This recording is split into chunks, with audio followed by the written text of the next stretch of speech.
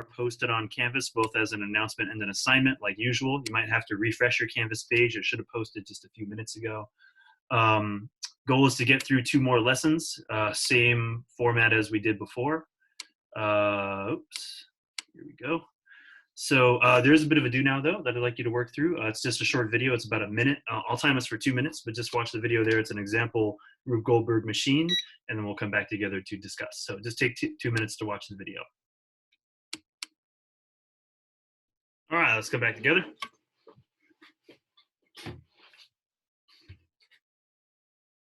So is that what your final Rube Goldberg machine video should look like? Yes. Yes. No. So one of the goals is that from start to finish, it should be able to run without what? Help. Without any help or intervention, and definitely not intervention at every single step.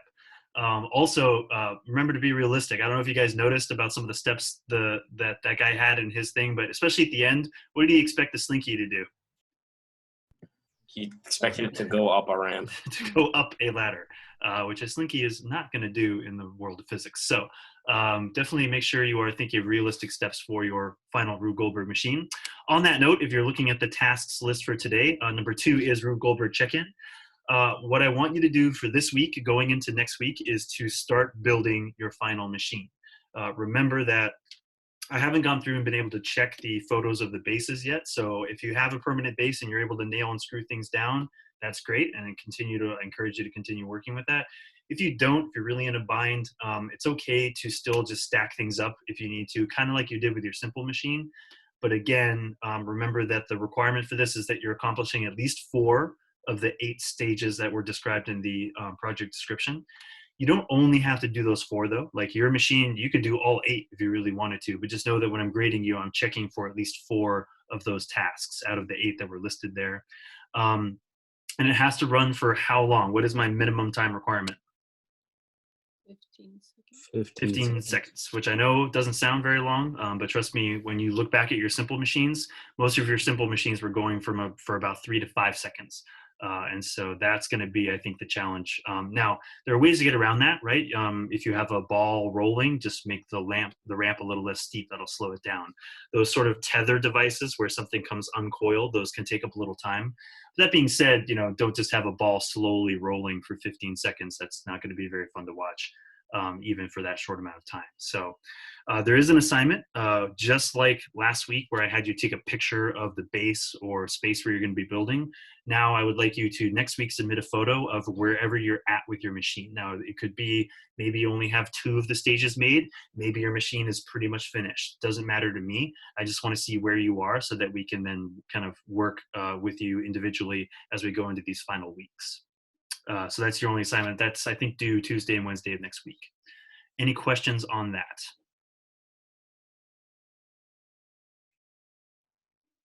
So, all right. I have a question. So if you don't have a frame, like you don't have a piece of wood or something like that, do you just have to adapt with it? Or is it like required that we get a base for it? No, I don't. I don't want to.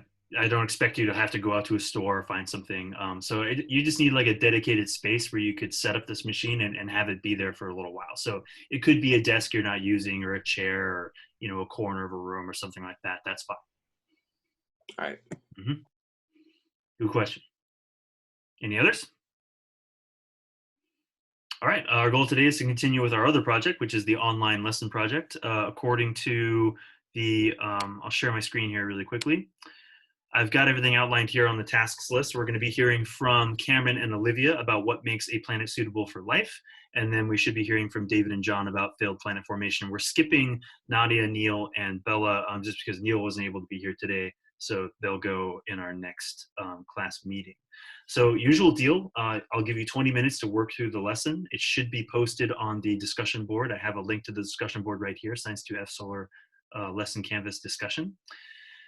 Once you're done, you need to provide feedback by answering those 3 questions. What's something new you learned? What's a question that came to your mind? And what did you think of the tools being used? You can do that by either posting a reply to the lesson post on the discussion board or make a Flipgrid video. I have created specific topics related to each of the groups on our Flipgrid Canvas or Flipgrid grid right there. And those of you who made the lesson, you're on standby to answer questions, deal with technical issues, and I would like you to complete 2 Google Forms. One is a reflection on what making the lesson was like, and another is the test questions that you would like to submit. Remember that I only need 1 multiple choice and 1 free response per group. So it's not per person, it's per group. So you should maybe touch base with your partner, figure out who's going to contribute what, and then submit that. I will say I've gone through some of the questions that other groups have submitted, and you guys are like submitting some hard questions. So anyway, I'll try to make sure they're fair when we actually give the test. But just keep that in mind that your classmates going to be answering this. And also, if you submit a multiple choice question, please list the possible answers. I'm getting some people who are like, multiple choice, here's the question, and then there's no answer options. And so I'm happy to come up with answer options, but that's part of the process, is trying to think of, come up with the correct answer, but then what are some other trickier answers that could potentially throw people off. That's how you design multiple choice questions. So, as usual, these will be open notes tests. So I encourage you, if you have not been doing so already, to try to take notes while you're going through these lessons. All right, questions on the process at all? For the groups and like the Google form about like what the open like ended question thing and then the multiple choice, does only one person have to submit that, or? Yeah, only one person. So I just need 1 per group. Yeah, so anyone in the group could submit it. Mm-hmm. Good question. All right, kiddos. Yeah. Kenson says he's in the waiting room. Yep. Yeah. I just let him in. Hi, Kenson. Right.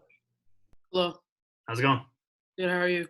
Doing good. We're about to dive into our first lesson, which is going to be What Makes a Planet Suitable for Life by Cameron and Olivia. Cameron and Olivia, are your links ready? Yes, they are. I do recommend, since I know the discussion board's a little crowded, there's a little search window right below the description. If you type in either Cameron or Olivia's name in there, it'll bring up their posts, and that might be an easier way to find it. Any special instructions, Cameron and Olivia? Just watch the video clip first if you want, and then the ed lesson. Cool. All right, I'm going to time us for 20 minutes. We'll come back together when we're done. I should ask, is the assessment like a group Kahoot or an individual thing? Individual. It's an individual ed puzzle. Perfect. All right. Okay, kids, go for it. All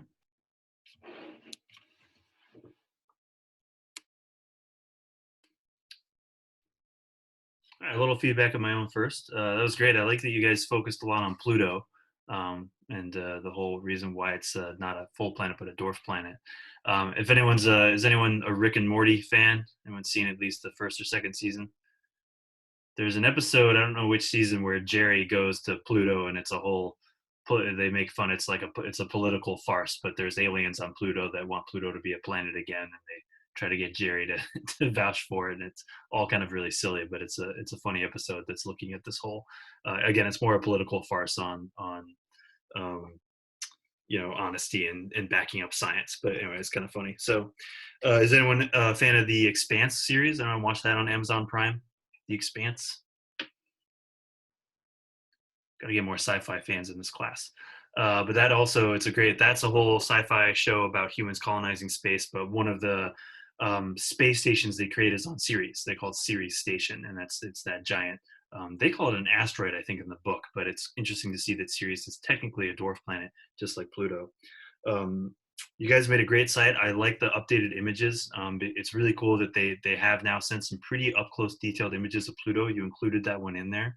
Anyway, it's just an amazing picture, I think, and kind of crazy to think of that tiny little dwarf planet way out there in space orbiting, but not by itself. Technically, it's out there with a lot of other things. So I like too that you listed the moon. There is a moon around Pluto called Charon. Does anyone know in Greek mythology who Charon was? Who that's named after?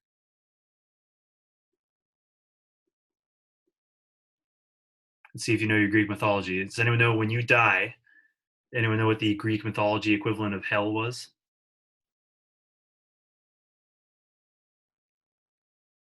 Starts with an H. Hell. Hades.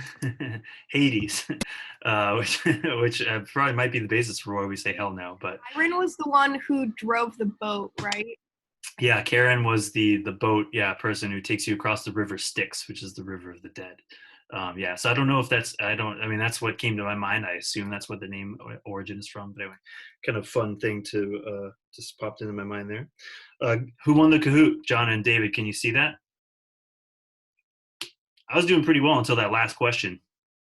I That think double it's point one. Molly. Molly won? Yeah, way to go. All right, kiddos. So anything new or interesting that you learned that you want to share?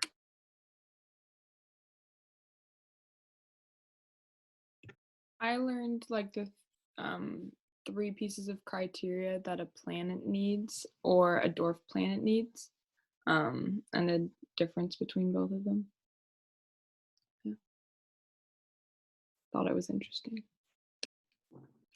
If any of you go on to take Mr. Provo's astronomy class, you guys might have ruined one of his opening lessons. That's what he opens with: is how do you define a planet? And so now I didn't know either, but now I know there are 3 criteria. Mm-hmm.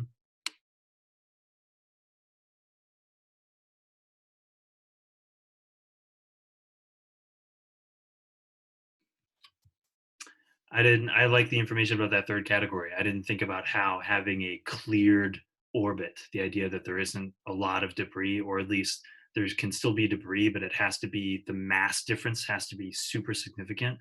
That was kind of an interesting thing too, because I've also learned about how when the sun ignited, there was technically sort of an initial explosion that they think also pushed a lot of debris out, except for the bigger planets that had already formed. Anyway, I don't know how much that contributed as well.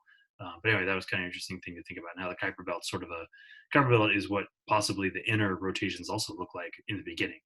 So it's maybe like an older stage where planets are still forming. Any questions that came to mind for these guys? I don't know if you can answer it, but I was wondering how long Pluto was considered a planet before they ultimately decided it wasn't. Well, it was discovered in 1930, and they declassified it in 2006. So around that time, that's how they kind of like class. So that's probably about 70 some odd years.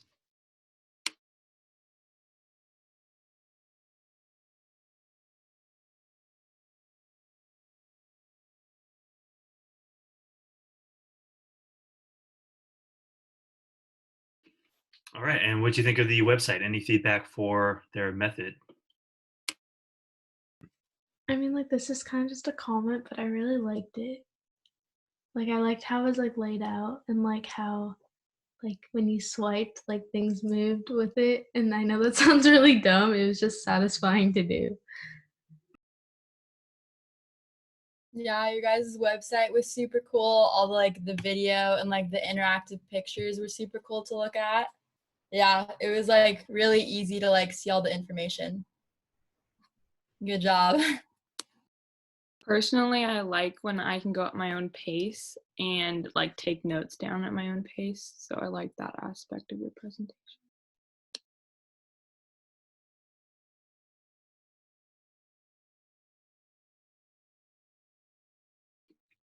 Great. Yeah, you guys use really good images. So in most Google sites I've seen, you know, they use the tab feature, but it's sort of confusing sometimes to find the tabs in the upper right corner. And so yeah, this was nice, kind of having more of a blog style to scroll through, have a quiz at the end, and refer back to it. So, all right, has everyone been able to submit their feedback to them, answering those 3 questions as either a reply or a Flipgrid video?